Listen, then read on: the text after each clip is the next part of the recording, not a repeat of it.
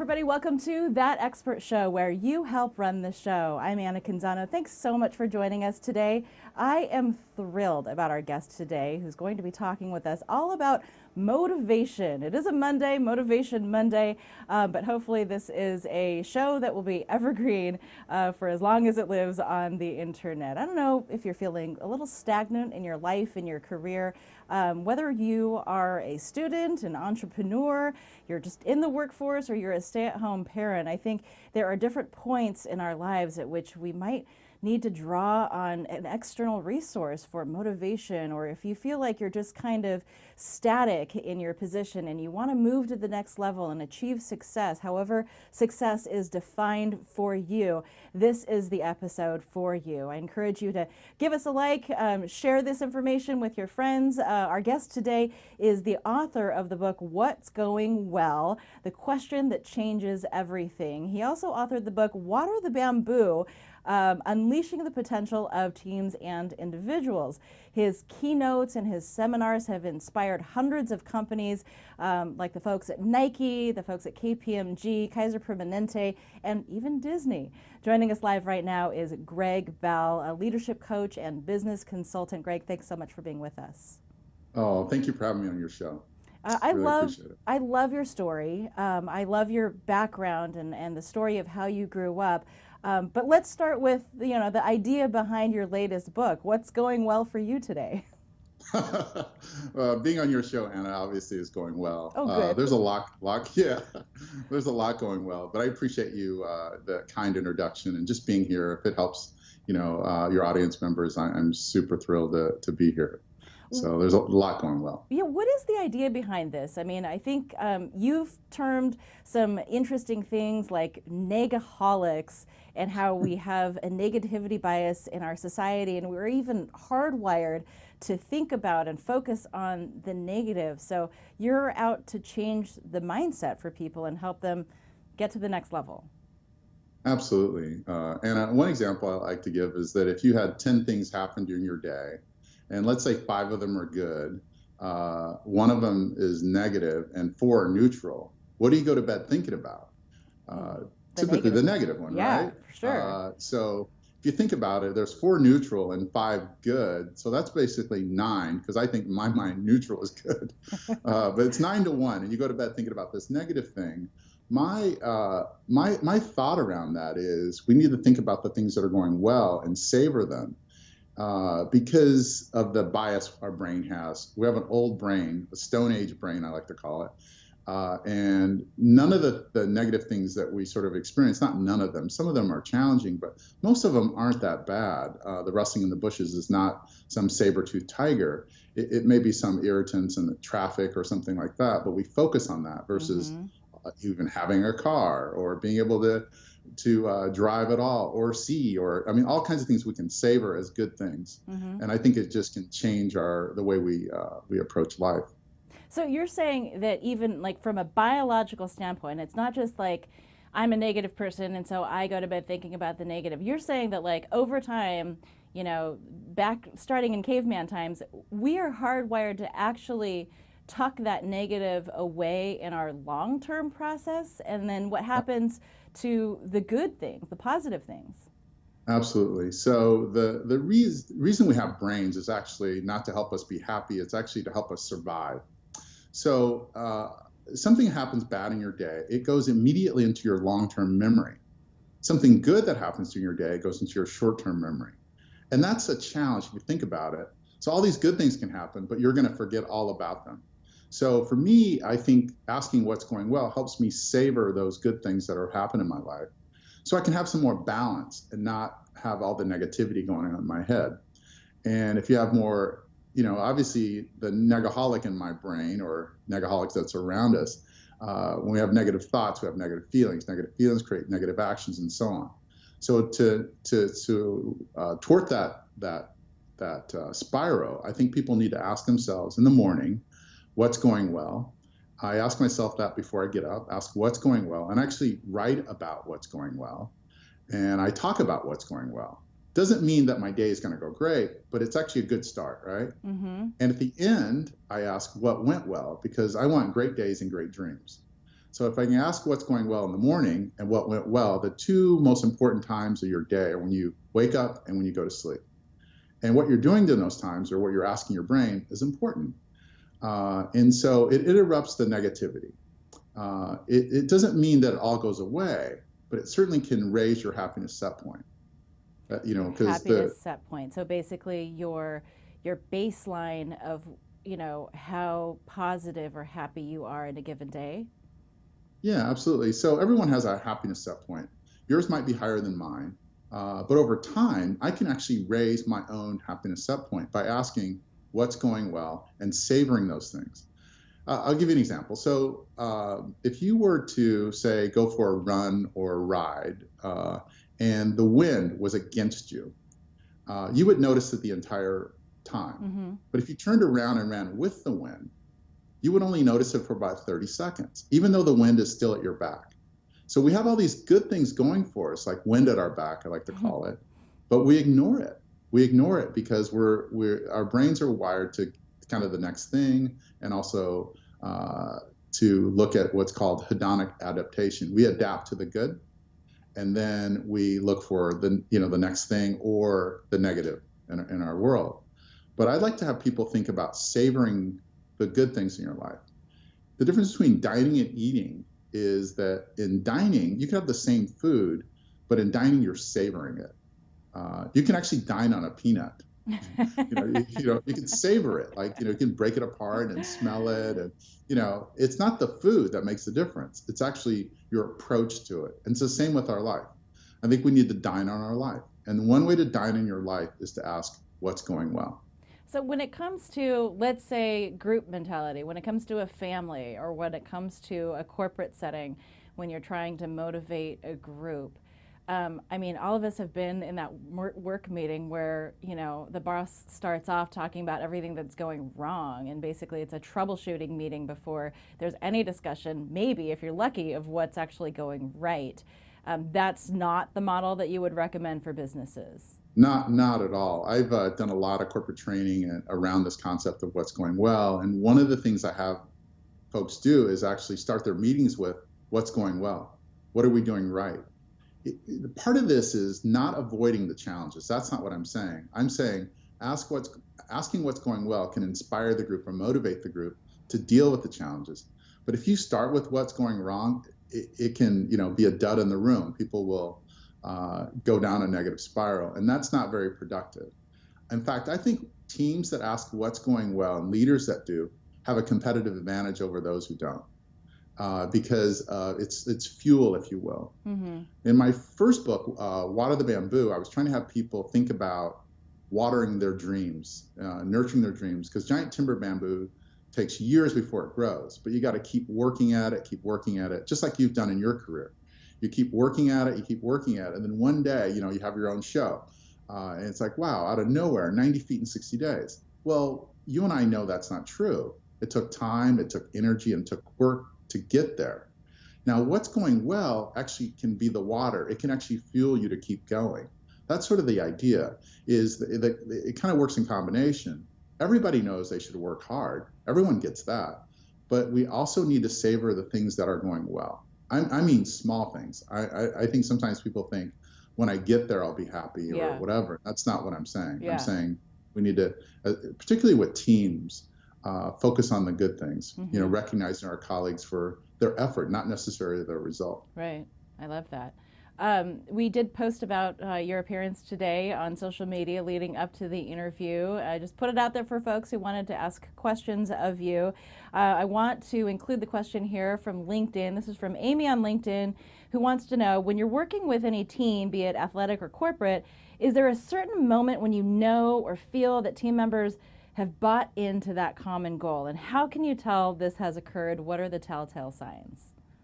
Wow, that's a good question. The moment I'm glad you used that word moment, because everything's temporary, right?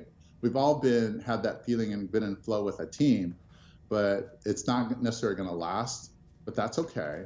But having that moment is important. And how you can tell, it's really how you feel and how people are reacting and responding.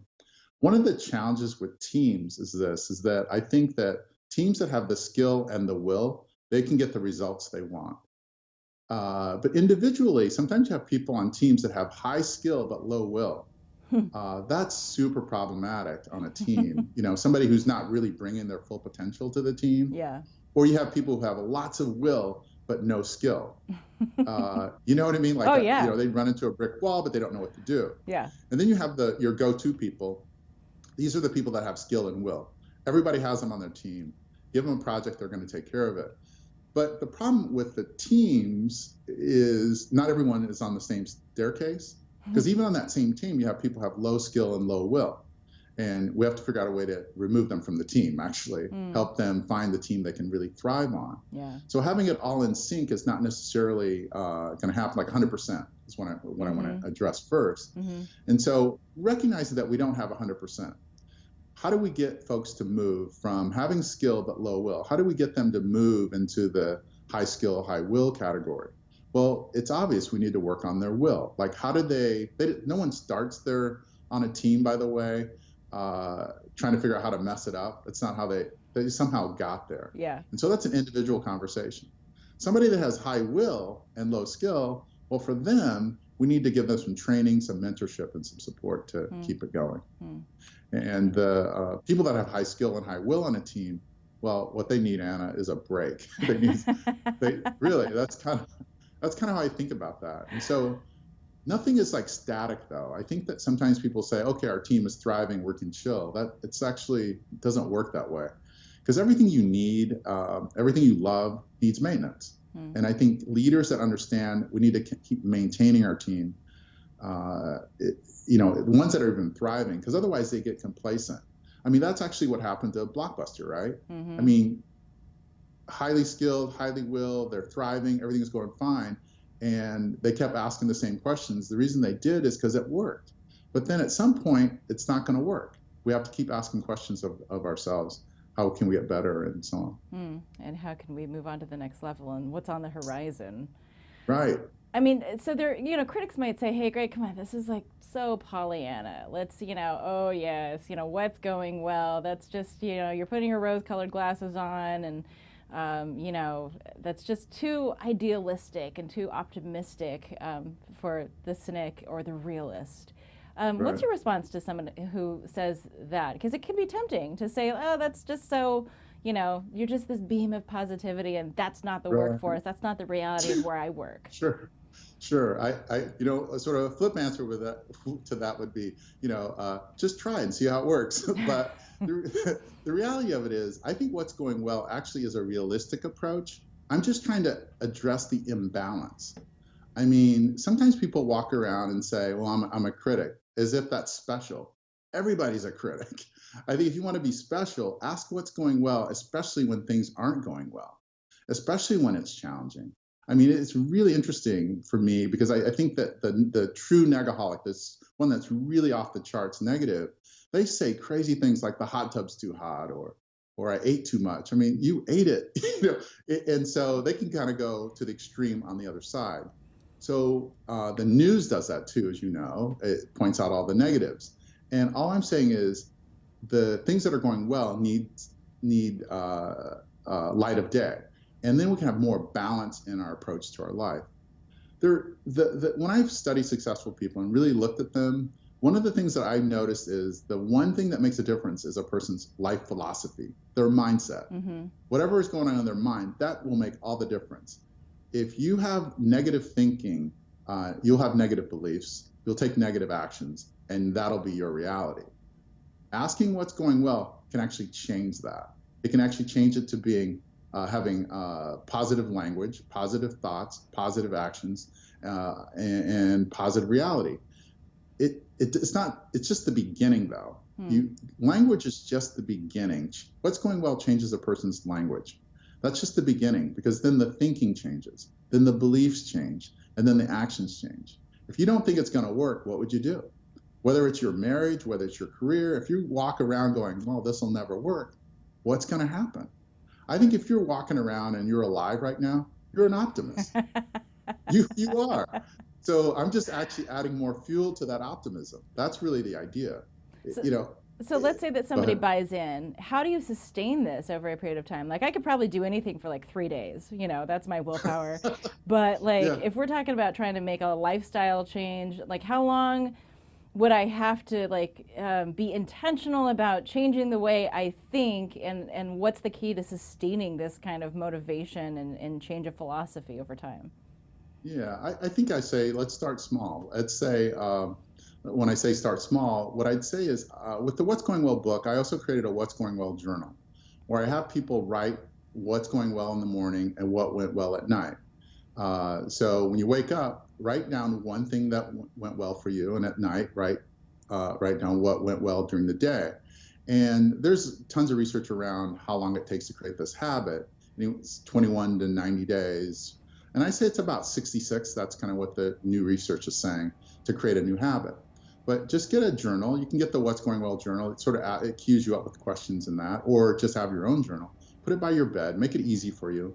Instead of looking at your Facebook feed or whatever in the morning or whatever you do, or going on the news, I say take that time and think about the things going well in your life, and really just write a note. It could be got a good night's sleep. It could be I'm looking forward to lunch with a friend. It could be anything. And at the end of the night, write down what went well. And what you'll notice over time is you'll have better days and better dreams. The better days are a result of you focusing on what went well or what's going well during the day, so that you can have something to write down. That helps. And then it just gets you to focus on it. If you, wherever you are right now, if you looked around the room and look for, say, the color green, you'll see it everywhere. You'll see green. You can just look around and find all the green you can. And then ask yourself, where do the other colors go while you're looking for the green? Well, they fade to the background. Doesn't mean the negativity is going to go away, but the focus, where your attention goes, your energy flows. It's super important to sort of think about that, because there's so many different realities, right? Everyone has different realities, but your ability to focus and pay attention to yours in a positive way can help you personally, emotionally, and in your production as well. I've seen this play out in my own life. My dad was diagnosed with stage 3 and then stage 4 colon cancer. I am not kidding you. He's like the most positive person. I mean, I have a very positive mother too. I'm blessed to have 2 very positive parents. But my dad, in the midst of stage 3 colon cancer, was going to the senior center in Hawaii where he lived at the time, and he would literally take like a mobile chemo pack and be doing chemo while he was playing ping pong, with his 60, 70-year-old friends for 3 hours. And every time I would Skype with him, I would FaceTime or Skype with him and be like, hey, Dad, how you doing? And I knew he was not feeling well. Like, he was doing the chemo. Physically, it was not fun for him. And he would always say, like, oh, I'm good. I'm doing great. I'm doing good. And I would be like, Dad, you don't have to say that you're doing great if you're not. You really don't. You can be real with me. And he said it like that, very similarly. He said, I already don't feel good. So if I sit here and just tell you about all the ways in which I don't feel good, I actually feel worse. So if I tell you that I feel good, I might actually feel better. And, bless his heart, like he is alive today, like in remission from stage 4 colon cancer. And, thank God for the medicine and all of the, resources that he had to fight it. But I think his mentality is a big part of that. Absolutely. I think that you're spot on. That is a great example of language. Now, having that positive language doesn't mean that it's going to work every single time. Yeah. But having negative language works every time. It works every time. And so for me, when I think about that, like that story is that having like, I feel good, and it's almost affirming what you want and thinking that way and believing that way helps create that result. Again, it's not ignoring the fact that you should take care of your challenges, whatever that is. You need to actually do some stuff, but it really starts in the mind. The mind is super powerful, and I think that's why I ask that question and have audiences think about that. Whether it's what's going well in a challenging situation. In fact, one of the stories I have with the book What's Going Well is when I was writing What's Going Well, I was doing all this research and writing. I was maybe 3 years into the project, and I had all my journal notes in a backpack and a computer in the backpack. my car got broken into and the whole thing got stolen. Oh, It was jeez. unbelievable.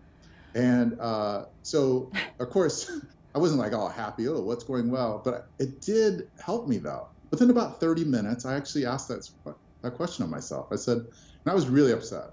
Yeah. Because I knew it would set me back 2 years or more. Ooh. I thought, man, this is bad. And I was trying to go through my brain what I lost and all this. But then I asked, what's going well? And I thought, wow, I could have walked out to my car and the person could have had a gun and it shot me. Sure. I mean, it could have been all kinds of things could have happened. I have insurance. I can replace it. I know where I got the research. Some of it I had saved on another computer or in the cloud. So it was sort of had to like dig my way out of it. But what's going well helped me actually get back on track to keep writing. And so I don't think what's going well is actually just for when you're feeling good. It's actually for when things are challenging for you. And I think that's the time we really, really need it. In your example, I think that's a brilliant one. I think that's particular for athletes too. I mean, you think about athletes that have come back from, what would appear to be career-ending injuries. If they only focused on the negative, they would never get back on the court or, the pitch or whatever sport that they play. Right. And I think that's the weird thing about life is I think missed shots, setbacks are actually where growth comes from. We all know that, but no one's going to trying to figure out how to mess their life up. But if you sort of look back at throughout history, think about 300 of the most brilliant people, known leaders that we know, they all came from a challenging situation, like 70 to 80% of them did, from abject poverty to some kind of disease or some all kinds of challenges. Those challenges, once they're sort of faced with a positive attitude, people can overcome amazing things. Let's talk about that abject poverty, because Greg, you weren't exactly born with a silver spoon. Not exactly. Yeah, I was born in a pretty rough situation in terms of economics. I grew up in rural Texas in a town called San Agustin, Texas. It's 2,400 people in Agoda, I like to tell people, and I'm related to all of them. And I grew up in a house with my grandfather, which had no indoor plumbing, which also means it had no outdoor plumbing, no plumbing at all. And it was really challenging. We were poor by any stretches of your imagination, but my grandfather was an amazing man. He was what I like to call a wisdom keeper. He was a farmer, and my job was to run water out to him in the field. But he always had a pearl of wisdom or something really kind to say. And I learned so much from him about, well, not just farming, but farming my mind, actually, really. He taught me a lot of really positive things. And one of the things that he told me, this is interesting, when I was about maybe 4 or 5 years old, he said, peace is inevitable. Peace is inevitable. He says, but you have to figure out a way to have it while you're living. I mean, you think about that. Wow. Yeah. And, I remember retaining that, but think about that idea that, well, if you have conflict, say at home or at work or wherever you're having that conflict, if peace is inevitable, how can you make the situation peaceful now? Because we're all going to our peace, right? We came from our peace. We're all going to our peace. Yeah. But man, I want to have it while I'm living, while I'm walking around. So the conflict situations that we run into, I like to look at those really hard and go, I wonder how can I resolve this for myself or for others. That's actually how I started my work. I'm a reformed lawyer and completely reformed. Yeah. And what I noticed when I was practicing law is people came to me with all their problems and their challenges. Yeah. I mean, good people. And, I was like an ER doctor trying to put them all together. And I always thought to myself, man, if they came to me before this happened, it would be so much better. Mm-hmm. That's actually how I started my work around teamwork and leadership, is I wanted to help people before they got into those challenges. Mm. One of the things, if you think about it, one of the things when we have relationships is expectations are resentments in waiting. That's an Anne Lamott quote. Think about this. Anytime you've ever had conflict, it's because you were expecting one thing and the other person was expecting another. And if we sort of think about that a little bit, lower expectations of others, maybe, or understand the expectations of others, have dialogue about expectations, and actually you'll have a better relationships. because relationships are the key to any result you want to get. Even back to the question that Amy asked about teamwork earlier, this idea of having better relationships will give us all better results. But none of us, nobody on this podcast, nobody on your show, nobody's listening has ever had a relationship class. None of us have lots of math classes, lots of English classes, but nobody has relationship classes. And that's actually how I started my work, is around this idea of how to have better relationships, whether it's in personal life or whether it's in our work life. And how do we build trust, cultivate those relationships, and even take risk in those relationships, and in having empowering relationships. What is the thing that has surprised you the most in your decades of working with people, working with organizations? What has just taken you off guard that you didn't see coming? Wow, off guard. This may not take me off guard, but I think a lot of people know their answers, if you will. People know what the right thing to do is. Whether it doesn't even matter what it is. It could be a diet, it could be relationships. People know inherently. We're kind of born with it. We know, we're wired to sort of do that. What surprises me is how often people sabotage themselves.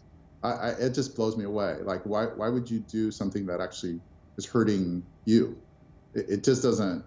It doesn't make sense.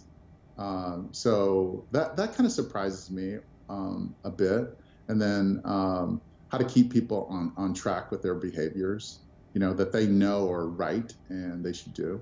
I think that's a bit surprising. And I would assume that, some of this has to do with your family of origin, the people that you surround yourself with, the family that you were born into, and the mentality of, the people that you observed in your formative years. Yeah, that's true. I mean, you nailed it. I mean, I say it's like 0 to 7. Your subconscious mind is programmed, right? And then hopefully that's a good program, but typically it's not. It's that negativity bias that we talked about earlier, where we sort of have that in us, the negativity going on, negative language. I'm not good enough, not pretty enough, not tall enough. I don't have enough. It's hard to have an abundant life with that kind of a language. I keep referring to this idea of language, and I talk about language a lot in Water the Bamboo, because the language cycle is important. And language that I'm talking about is your own inner language. The language most of your dialogue is actually with yourself. Yeah. And that self-talk is super important, because that will inform how you think about yourself and your situation and your relationships. And how you're thinking about it will inform how you believe about it, and that will inform the actions. Mm-hmm. And so I think a lot of times people need to really think about and reflect on their own language. That's why I wrote What's Going Well, because I wanted people to have a positive language. Because if I ask myself good questions, I'll get good answers. And if you ask yourself lousy questions, well, you're going to get lousy answers. And it's almost like a one way to be your own positive psychologist, actually. Yeah. It can help me sort of shift my own mindset. And I'm not talking about perfection. That's not what I'm after. In fact, perfection creates more self-loathing than anything. No, I'm not. I think that a person shouldn't strive to be perfect, like externally, but be the perfect you. I mean, it's, you're the most perfect you there ever will be. Mm-hmm. I mean, flaws and all, right? Sure, right. Because one of the things about this idea of being perfect, though, the challenge with that is no one is, and it's not achievable. In fact, the way you can tell a real diamond from a fake diamond is the real diamond has flaws. And same with a person.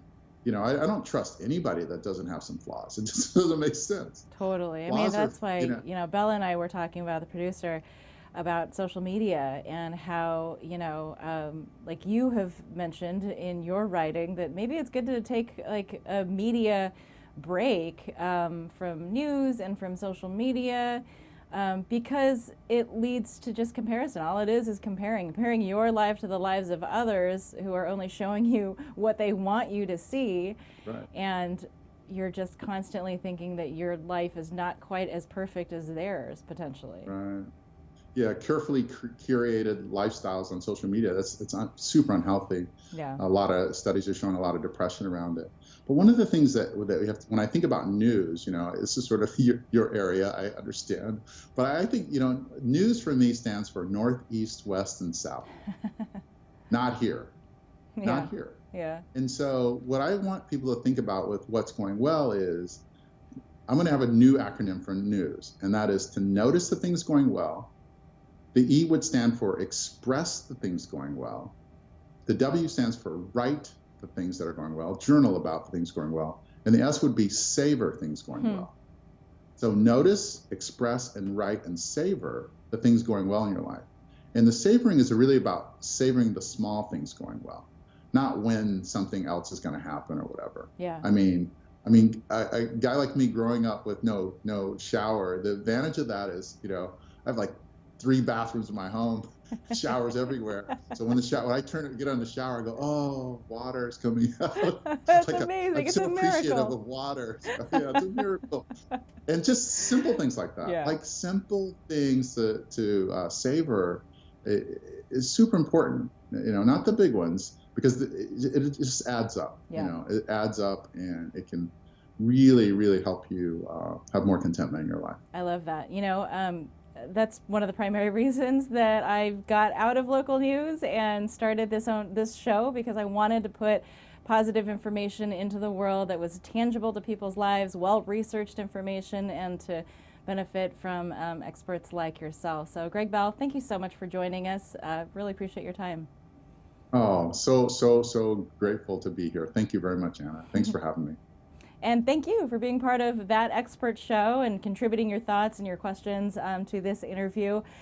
We are going to create a tip sheet based on the information that Greg shared, as always, because there's a lot there to consume. So sometimes it's easier just to pick it up and read it, or click on it. We can always connect with you via social media. I'm on Facebook at Anna Canzano, on Twitter and Instagram at That Expert Show. I know it's not always easy to catch something live, so we always kick this back out to you on our YouTube channel, That Expert Show, as well as wherever you listen to podcasts, whether it's iTunes, Google Play, Android devices, Spotify, TuneIn, all those good places. We are there, and you can always just tune in at thatexpertshow.com as well and watch previous episodes. We're live every Monday, 11 a.m. Pacific time. Thanks for joining us, and we'll see you next time on That Expert Show, where you help run the show.